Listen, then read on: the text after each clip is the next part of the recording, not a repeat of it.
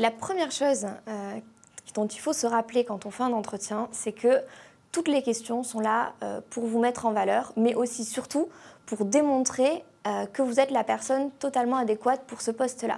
Donc toutes les questions sont l'occasion de montrer que vous avez telle ou telle compétence et de montrer que vous êtes la meilleure personne pour le poste.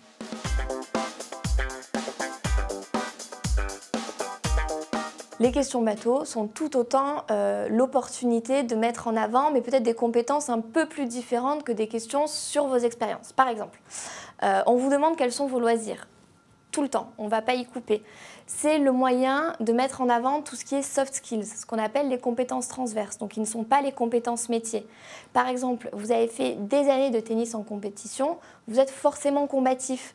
Et non seulement ça vous donne l'occasion de le dire, mais en plus ça vous donne l'occasion de le prouver.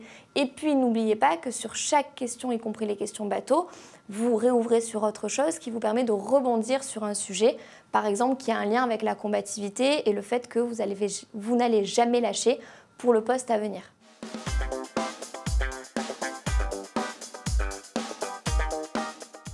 Alors c'est exactement pareil, les questions pièges, il faut réussir à les renverser pour qu'elles tournent à notre faveur.